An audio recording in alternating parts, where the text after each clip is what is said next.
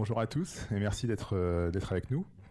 Je suis Sylvain d'Adril de Merlin et Léonard et j'ai avec moi Gaël Bezin de Placo Saint-Gobain. Bonjour. On va vous parler aujourd'hui de retour d'expérience sur Marketo, sur le marketing automation et qu'est-ce qu'on a pu apprendre et qu'est-ce que Marketo a pu apporter à Saint-Gobain. Donc j'espère que c'est bien pour ça que vous êtes venus. C'est bon, d'accord.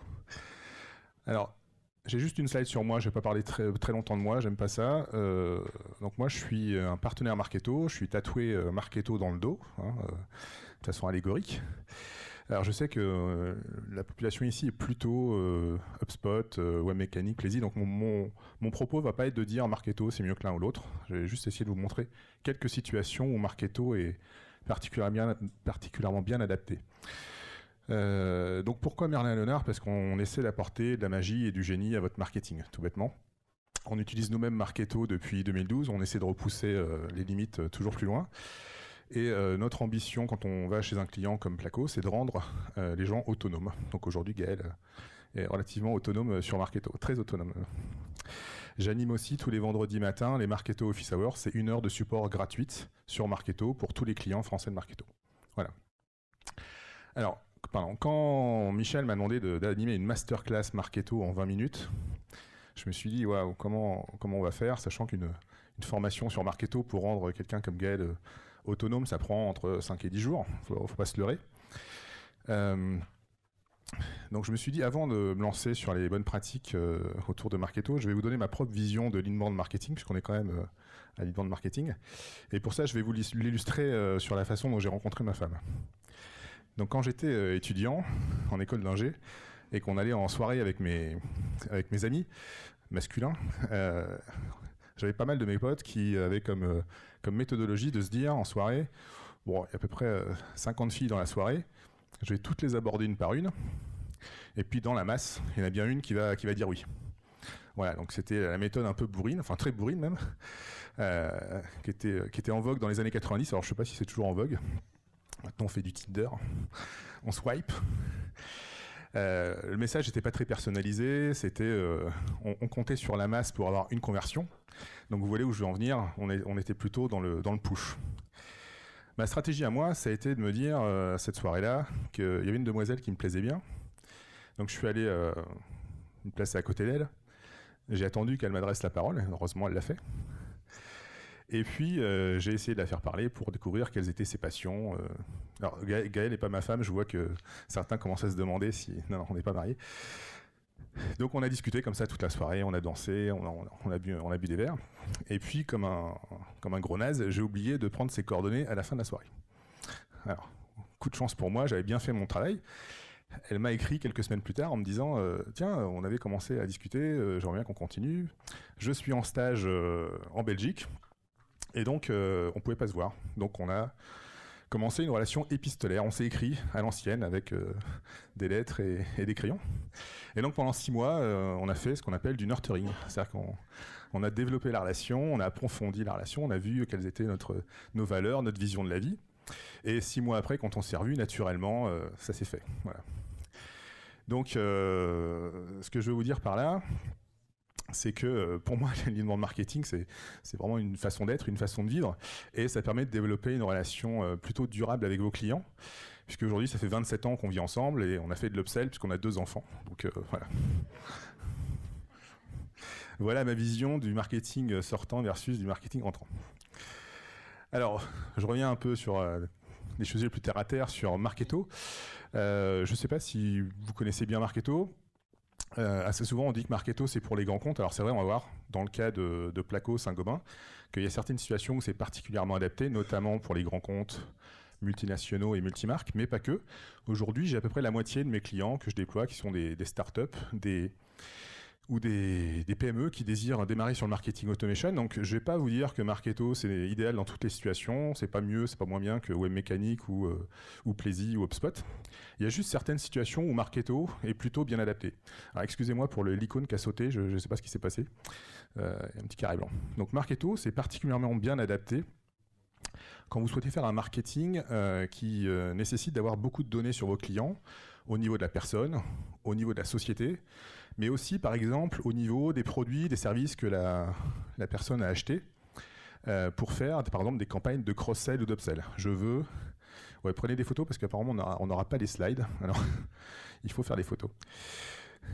Et je vous donne mon droit à l'image, donc allez-y, vous pouvez me prendre en photo. Donc, si vous souhaitez faire des campagnes de type préparation des renouvellements des contrats, ou tel client a acheté le produit numéro 1 et j'aimerais lui vendre le produit numéro 2. Marketo est vraiment très adapté pour ça, puisque vous pouvez étendre la base de données Marketo, facilement intégrer depuis le CRM ou un dataware les données métiers, et faire des ciblages ou des ciblages en temps réel sur ces données. Un deuxième cas où ça fonctionne très bien, c'est quand vous avez des cycles de vente assez longs. C'est-à-dire vous avez une première phase d'acquisition de vos prospects sur votre site qui convertissent, et puis ensuite il faut rester en relation pendant assez longtemps. Par exemple, dans le monde de l'immobilier, vous allez faire une visite en agence parce qu'il y a un bien qui vous intéresse, et souvent on passe ensuite sur une période de 6 mois, 9 mois, 1 an, dans lequel il ne se passe pas grand-chose, et puis vous allez vous réactiver parce que le projet d'achat devient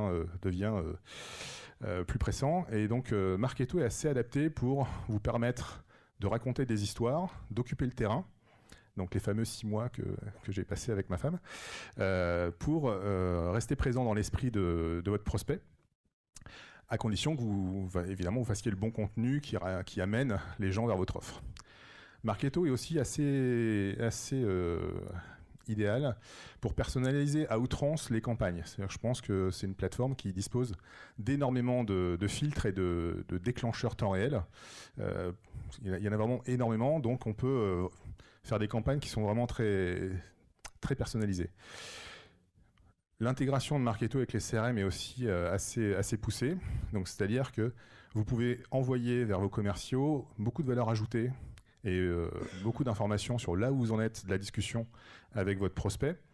Et vous pouvez permettre à vos sales de facilement agir sur la campagne. Par exemple, un cas classique, les commerciaux rentrent de rendez-vous commercial et ont découvert qu'il y avait un de vos concurrents dans la place. Le marketing peut préparer un nurturing, une histoire à raconter spécialement pour ce cas-là, pour ce concurrent-là. Et le sales peut facilement, en un clic dans son CRM, envoyer le prospect qui vient de voir en rendez-vous, et le prospect va recevoir un email, puis 2 emails, puis 3 emails, qui va lui raconter une histoire qui va petit à petit mettre le doute sur éventuellement le concurrent en question. Voilà. Donc à faire de façon subtile, bien sûr. Et Marketo est particulièrement bien aussi adapté quand vous souhaitez mesurer assez finement la contribution du marketing aux revenus. Marketo dispose d'un moteur d'attribution de revenus qui va aller chercher les revenus gagnés côté CRM dans les opportunités, les distribuer sur les campagnes. Et comme les campagnes ont derrière un coût, chacune un coût, on peut avoir des calculs de ROI en temps réel, assez fins, qui permettent d'arrêter ce qui ne marche pas et de continuer ce qui marche. Voilà, donc si vous souhaitez en savoir plus sur Marketo, je suis pas là pour... j'ai pas de part chez Marketo en fait, donc je vous laisse contacter Marketo ou moi-même pour avoir une démo. Ce que je me suis demandé, c'est qu'est-ce que je pouvais vous dire assez rapidement sur qu'est-ce qu'on a appris chez Saint-Gobain. Alors quand on démarre un projet de marketing automation dans une société comme Saint-Gobain, qui regroupe beaucoup de marques qui ont été achetées au fil du temps, et beaucoup de pays. Donc vous connaissez peut-être Isover, Placo, Weber, Point P, CDO, enfin toutes ces marques qui font partie du groupe. Les questions qui se posent assez vite, c'est OK, on a Marketo, mais c'est quoi la gouvernance qu'on met autour de Marketo? Quelle organisation on va mettre en place dans les pays, au niveau des régions, au niveau des marques, au niveau du groupe, pour que tout ça fonctionne? Comment on connecte et quel CRM on connecte? Et qu'est-ce qu'on commence par faire comme campagne et quel est le contenu qu'on fait? Donc, une des bonnes pratiques qu'on fait, c'est bizarre, l'icône Placo est un peu distordue. Une des bonnes pratiques qu'on fait, c'est il y a 3 niveaux d'organisation qu'on va mettre en place. Donc on va s'arranger pour que les gens dans les marques, dans les pays au niveau des marques, n'aient vraiment que les campagnes marketing à faire. Il ne faut surtout pas les embêter avec autre chose. Il y a déjà tellement à faire avec les campagnes marketing et gérer le contenu. Et on va positionner on va positionner des champions, ce qu'on appelle les champions au niveau des pays. Donc c'est des gens qui vont être plutôt un peu plus des spécialistes de la plateforme. Donc par exemple, Gaëlle est une championne Marketo, qui vont aider leurs collègues au niveau des différentes marques dans un pays. Et on va positionner pas mal de choses au niveau du groupe en support. Donc on va monter ce qu'on appelle un centre d'excellence, un peu pompeusement. Et c'est là, au niveau du groupe, qu'on va gérer, par exemple, dans Marketo, le découpage de la base en partitions.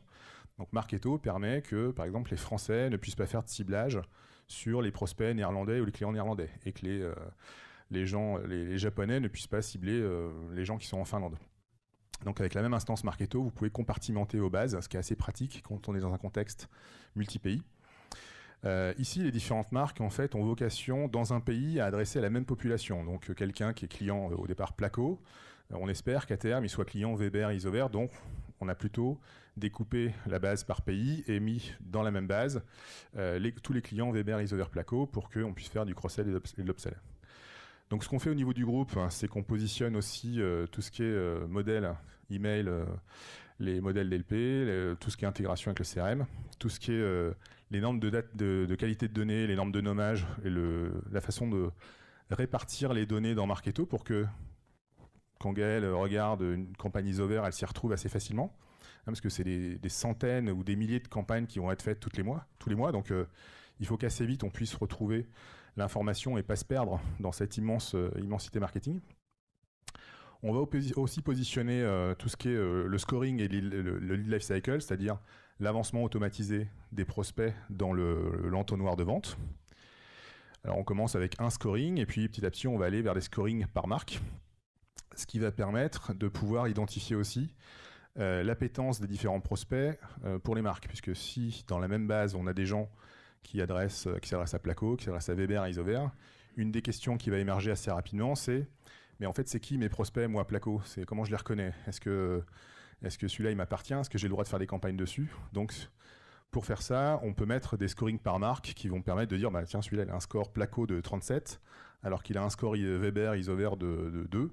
Donc, c'est plutôt un prospect Placo. Et le groupe a aussi en charge d'animer la communauté de tous ces marketeurs qui utilisent Marketo pour partager les bonnes pratiques. Ce qu'on constate, il y a souvent des marques ou des pays qui sont plutôt en avance. Et donc l'idée, c'est de donner ces bonnes idées à l'ensemble des pays.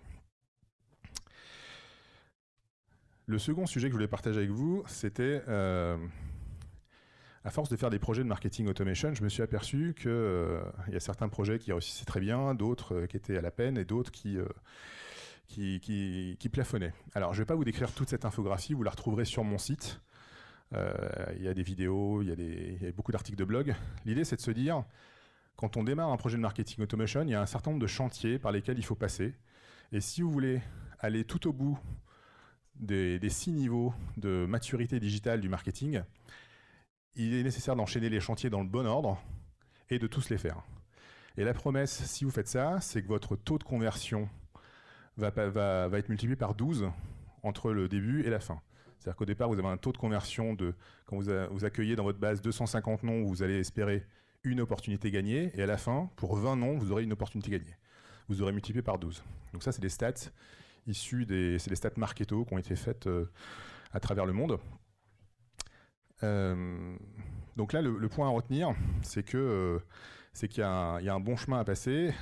J'ai sur mon site un quiz qui permet de positionner votre organisation dans ce modèle, qui est suivi par un calculateur de revenus qui vous montrera combien vous pouvez espérer gagner si vous allez au bout du chemin. Donc ça, c'est vraiment crucial et ça explique, je pense que ce soit Marketo, HubSpot, Pardot, Webmecanic ou Plaisy, beaucoup d'échecs de projets.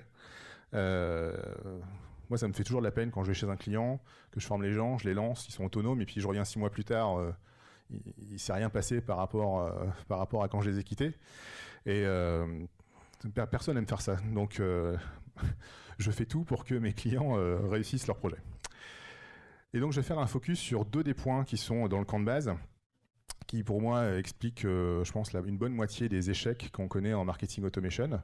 Donc, si vous êtes en train de lancer un projet, vous allez lancer un projet, ou vous êtes déjà bien engagé, peut-être que vous vous retrouverez.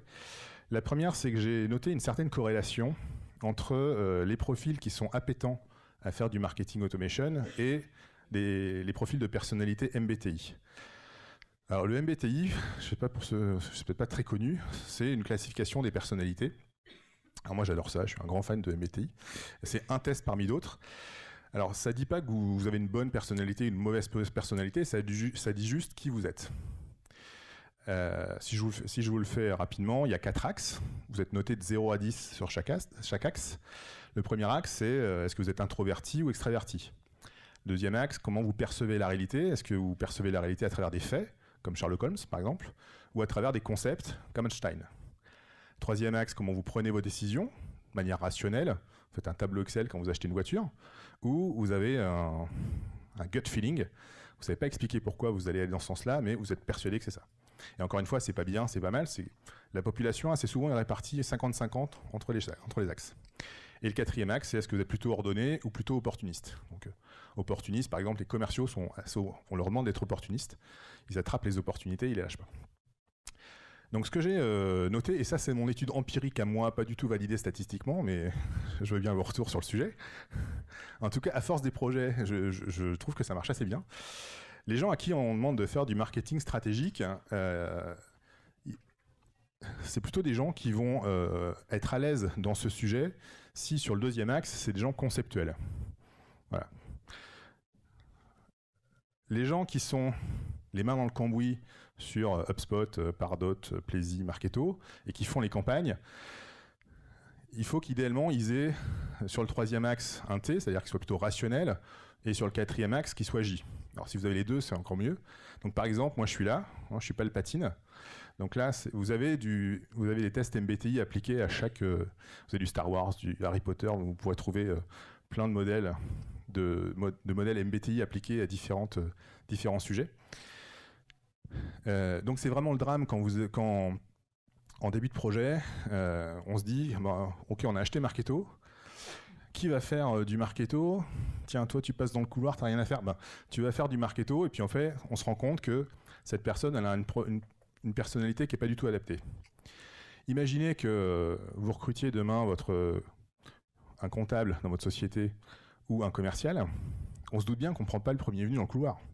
C'est-à-dire on imagine bien quels sont les types de personnalités, les qualités et les qualités de la personne attendue.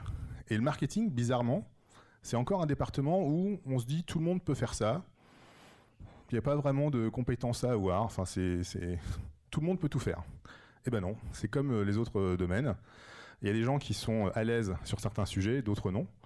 Et moi, mon credo, c'est de faire en sorte que les gens soient le plus heureux possible dans leur job. Donc pour ça, il faut qu'ils soient dans un job où c'est plutôt facile pour eux, grâce à leur personnalité. Et si c'est facile pour eux, s'ils sont heureux dans leur job, ils seront plutôt successful. Voilà. Donc le troisième point, c'est les gens qui vont plutôt être dans la créa, c'est-à-dire rédiger des emails ou faire des beaux templates. Donc ça, c'est des gens qui sont sur le troisième axe, plutôt dans l'empathie, avec, donc pas côté rationnel, plutôt côté F. Voilà. Donc je vous laisserai me dire dans les questions si vous trouvez ça pertinent ou pas, mais en tout cas, j'ai pas eu beaucoup de contradictions pour l'instant. Donc premier enseignement, mettre les bonnes personnes au bon poste. Deuxième enseignement, et j'en finirai là, c'est que ce qui se passe aujourd'hui autour des projets de marketing automation, c'est exactement ce que moi j'ai connu il y a 20 ans, il y a 15 ans sur les projets CRM. C'est-à-dire que quand on lance un projet de marketing automation, on rédige un appel d'offres. Alors je parle plutôt des grands groupes, donc déjà on est épuisé quand on a fini l'appel d'offres. Et on prévoit un budget évidemment pour les licences, un budget plutôt one-shot pour la formation et l'intégration. Et une fois que le projet est fait, on annonce heureux au codir que ça y est, marketing automation, check, c'est bon, c'est fait. On n'en parle plus, on peut déplacer le projecteur sur autre chose.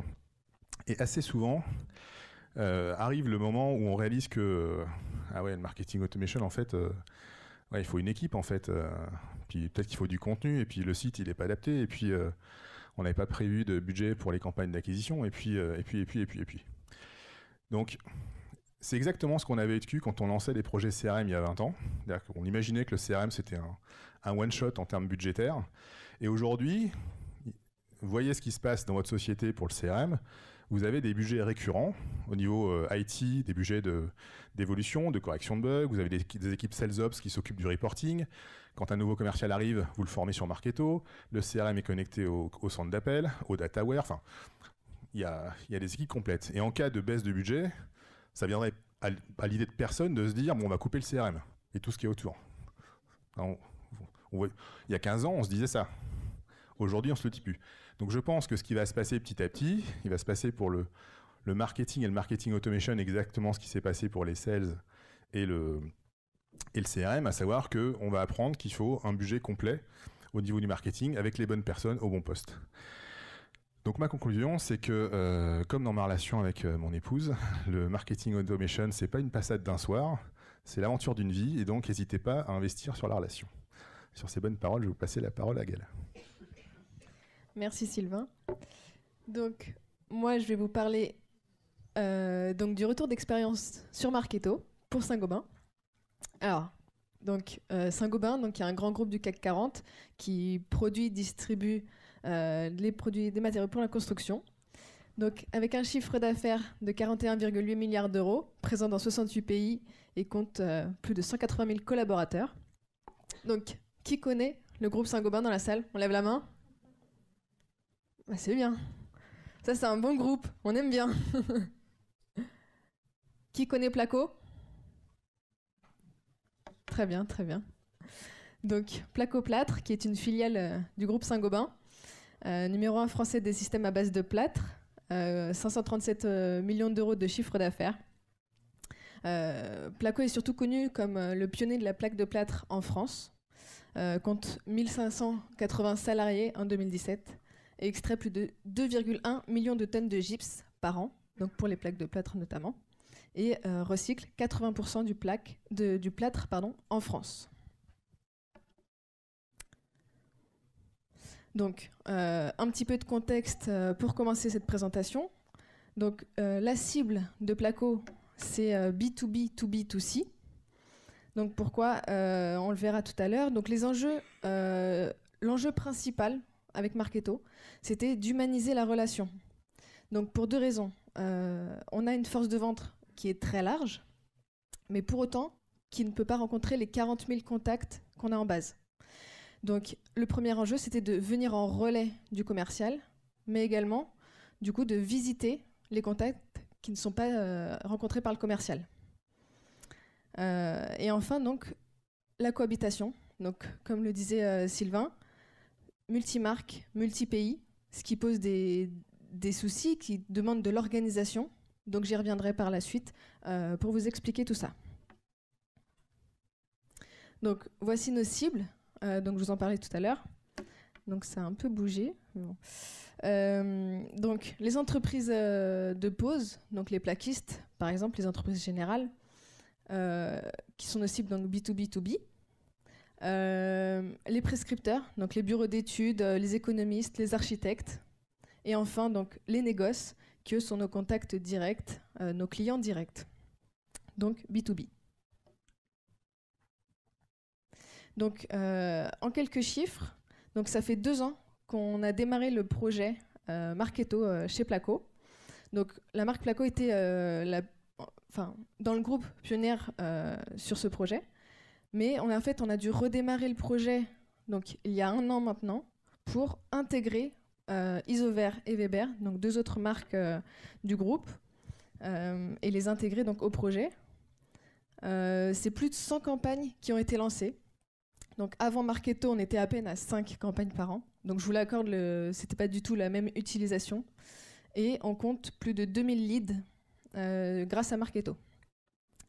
Donc en fait, ces 2000 leads proviennent principalement d'un formulaire qui a très bien fonctionné sur notre site placo.fr, qui en fait consiste à télécharger des objets en BIM. Donc j'explique rapidement, les objets en BIM, c'est des objets modélisés qui permettent aux clients de répondre à des appels d'offres. Voilà. Ce sont des maquettes en fait participatives. Donc nos succès. Marketo est un outil, il faut savoir, qui n'est pas simple au premier abord. Il demande une pratique régulière pour s'améliorer, se perfectionner. C'est pourquoi pour mener à bien en fait le projet, dans un premier temps, on a cherché à intégrer toutes les équipes de marketing.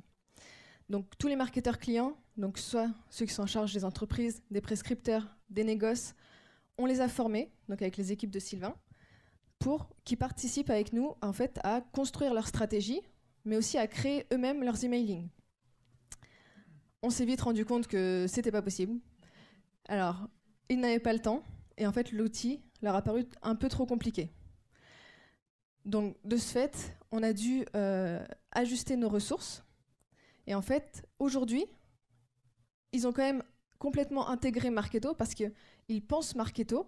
C'est leur stratégie en fait de communication avec leur cible. Ils créent le contenu de l'email et ensuite c'est moi, entre autres, qui vais mettre dans Marketo l'email, le construire, le programmer et l'envoyer. Donc pour ça, voilà, on a des personnes plus techniques parce que tout le monde ne peut pas faire du Marketo. Il faut que ce soit travaillé régulièrement. Ensuite, une meilleure connaissance client. Donc, Marketo nous a permis ça et on s'en est rendu compte sur plusieurs points. Donc, tout d'abord, on pensait, avant de commencer les campagnes de marketing automation, que notre cible qui réagirait le mieux, ce serait la cible des prescripteurs. Ils sont en bureau, derrière leur ordinateur. A priori, ce sont eux qui seraient les plus aptes à répondre ou en tout cas à ouvrir les emails. On s'est rendu compte que pas du tout, en fait. Grosse erreur. Et en fait, c'était plutôt les entreprises de pause qui pourtant sont sur chantier et qui ouvraient en fait nos emails avec des très bons taux, environ 40% de taux d'ouverture. Donc, ce qui nous satisfait grandement. Donc cette meilleure connaissance client, elle nous a permis aussi d'ajuster des paramètres de campagne, donc de modifier les heures d'envoi, de modifier les horaires des webinars par exemple. Donc on organise des webinars de temps en temps. Et typiquement pour les entreprises, on organisait les webinars à 14h. On s'est rendu compte que c'était pas le bon horaire. Et maintenant, on les organise à 7h du matin, ce qui est plus difficile pour nous, mais ça fonctionne beaucoup mieux. Donc les prochaines étapes, donc revoir notre organisation, je vous le disais, ça demande une grande organisation, une grande gouvernance. Ça prend du temps et en fait c'est aussi dû donc à l'internationalité du groupe et à la diversité des marques. Je prends l'exemple de Placo Isover. On peut très bien avoir un négoce commun, un artisan en commun. Donc le premier point, c'est que ce client ne doit pas recevoir 2 fois la même information, mais il ne doit pas non plus être surchargé. Donc en fait, là, ça nécessite une gouvernance, aujourd'hui qu'on n'a pas vraiment mis en place. Le fait est qu'on est les Placo, on est les seuls encore à utiliser vraiment l'outil, donc le souci ne se pose pas encore. Mais voilà, c'est un aspect qu'on aborde. Un autre souci qu'on a rencontré avec Marketo, c'est qu'on ne pouvait pas utiliser les champs système du fait de ces plusieurs marques, de plusieurs pays. En fait, il fallait que chaque marque ait ses propres champs. Ça implique aussi que quand on crée une campagne, du coup, on doit connaître les champs qu'on va demander à Marketo en amont. On ne peut pas se faire la liste de tous les champs. C'est impossible. Donc, pour simplifier ça, pour simplifier les résultats ensuite dans Marketo, je suis en train de travailler sur une data visualisation, donc avec l'outil Click, donc ClickSense, pour ceux qui connaissent, ce qui va permettre à chaque marketeur client d'avoir un dashboard avec les résultats de ses campagnes, les campagnes qui ont le mieux fonctionné, moins bien fonctionné. Ils vont pouvoir comparer leurs cibles avec celles de leurs collègues et ainsi voilà, éventuellement ajuster les paramètres des campagnes pour toujours avoir des meilleurs taux. Donc le flux retour vers le CRM, on n'en a pas encore. C'est encore compliqué. Marketo nécessite une donnée extrêmement clean. Donc c'est pour ça qu'aujourd'hui, la donnée est bloquée pour nous dans Marketo, ce qui est frustrant parce que du coup, on ne peut pas aller au bout de l'outil. Mais du coup, voilà, on travaille là-dessus. On a mis en place un MDM qui permet de segmenter pour les campagnes les cibles. Et du coup, aujourd'hui, le vrai objectif, c'est d'obtenir ce flux retour pour envoyer la donnée directement aux commerciaux. Aujourd'hui, typiquement, si on fait une campagne emailing et qu'on a un client qui veut rencontrer un commercial, il nous le dit, on a l'info, nous on renvoie au commercial par département, mais c'est très manuel, trop manuel. Et en plus derrière, on ne sait pas, on n'a pas le retour du commercial, est-ce qu'il a vraiment visité, est-ce qu'il y a eu un échange, voilà, ça on n'a pas l'information, donc c'est encore incomplet de ce point de vue-là. Troisième point, allouer plus de budget au contenu. Aujourd'hui, on a un contenu qui est relativement maigre chez Placo. On envoie principalement des brochures. Depuis peu, on donne la parole aux experts Placo, donc en fait sous forme de petites vidéos, où en fait ils prennent la parole et ils expliquent des sujets courants pour nos entreprises ou prescripteurs, donc sur les produits. Donc c'est assez technique, mais ça marche plutôt bien. Donc ça permet voilà, d'avoir plus de contenu différent. Et enfin, donc, rajouter du budget et rajouter des contenus, ça va pouvoir permettre de faire du vrai marketing entrant, de stocker le contenu et que ce soit en fait les clients qui viennent chercher eux-mêmes le contenu. Je ne ferai pas le parallèle avec ta femme, mais voilà, vous avez compris l'idée.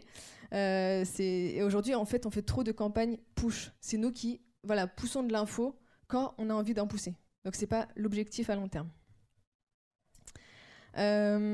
Donc pour conclure sur ce bel outil qu'est Marketo, ça nécessite beaucoup de budget pour le contenu et pour pouvoir servir en fait le client au mieux.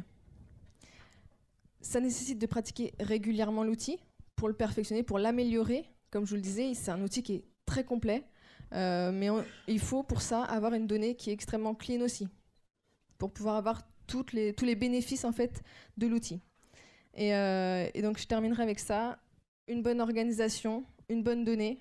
Marketo, c'est un outil excellent, mais qui ne fait pas tout en fait, qui ne fait pas à notre place. C'est pas, comme disait Sylvain, un coup one shot et après ça fait le travail tout seul. Ça nécessite de la formation et donc de l'argent, un suivi derrière. Et il faut envisager du support Marketo pour bien évoluer dans l'outil. Je vous remercie.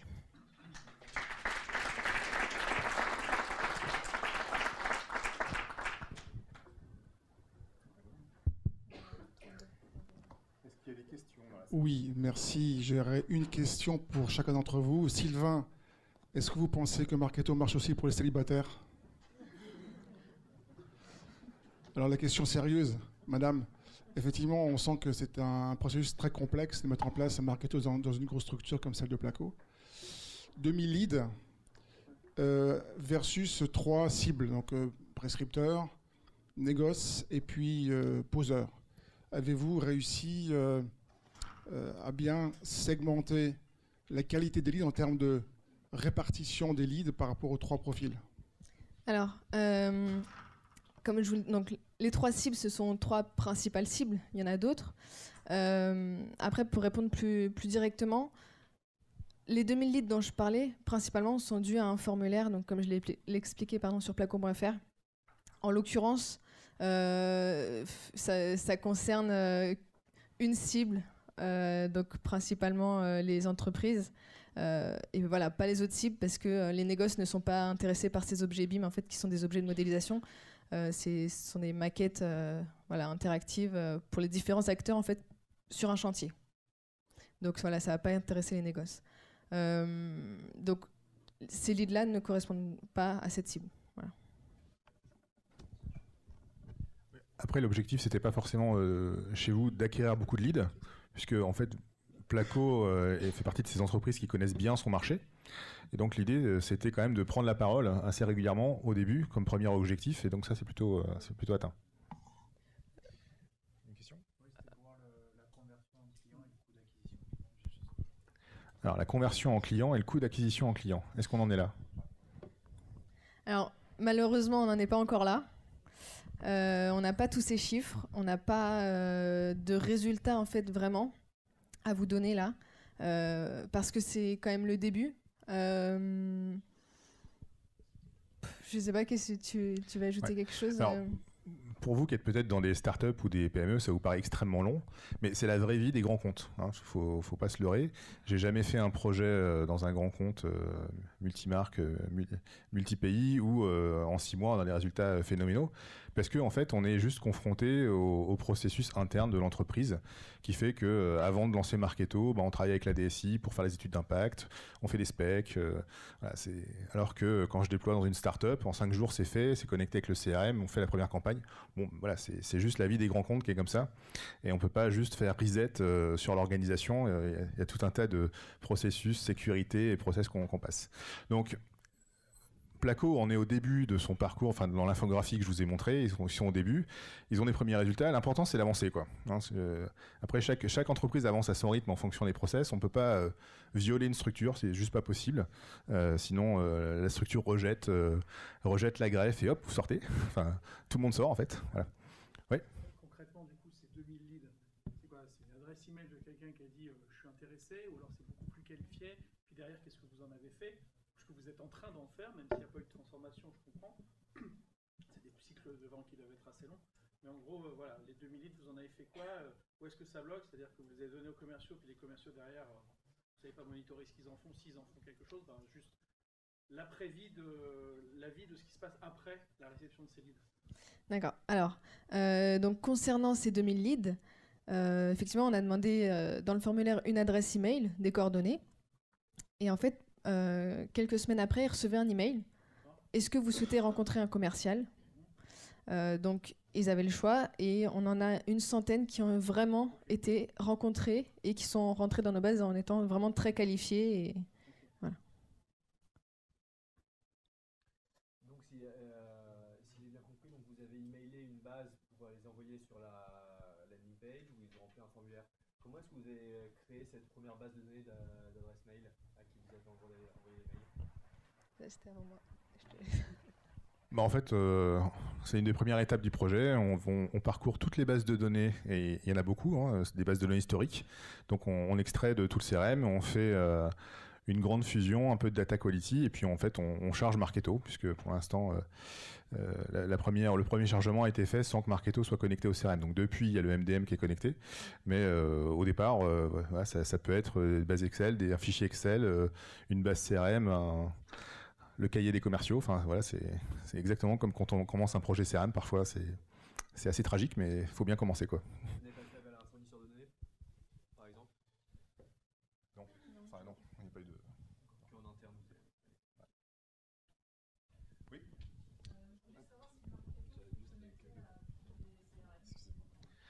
Est-ce que Marketo se connecte à tous les CRM?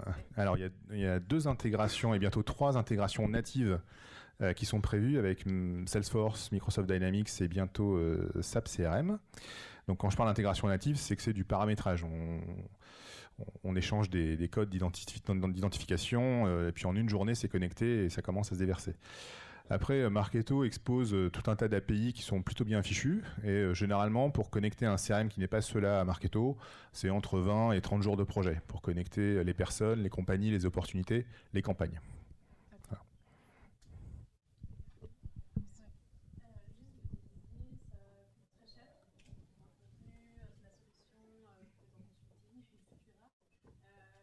Pas en consulting.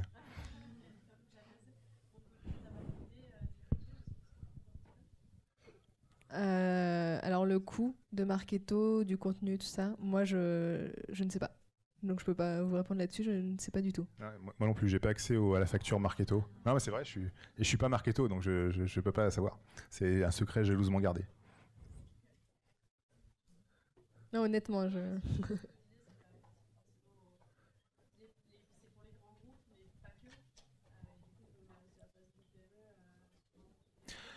Alors, le budget pour une start-up mono-organisation sur un pays qui commence avec moins de 20 000 contacts, c'est un budget pour Marketo, c'est un budget qui tourne entre 10 et 13K. Voilà, annuel. Et un coût de formation qui peut être entre 5 et 10K, qui peut être pris en charge par votre OPCA. Voilà. C'est hors contenu, oui. Alors après, les stratégies de contenu, il y a, ça va de ça à ça. Donc là, Je suis moins à l'aise pour parler de contenu parce que c'est pas mon sujet, donc il y a des gens bien plus compétents que moi pour en parler, je pense, dans d'autres sessions. Dernière question, et on arrête. Alors, on a commencé avec les modèles que Marketo met à disposition, et en fait, nous, ensuite, dans une deuxième phase, on a préparé ce qu'on appelle des master templates d'email et de landing page qui contiennent tout un tas de modules qui permettent ensuite aux équipes de choisir parmi ces modules ceux qu'ils souhaitent pour l'email donné ou la landing page donnée. Voilà. Et du coup, ça nous permet d'ajuster aussi au fur et à mesure des besoins. On a une agence qui nous fait nos modules en fonction de ce qu'on demande. On vous remercie beaucoup pour votre attention. Merci beaucoup.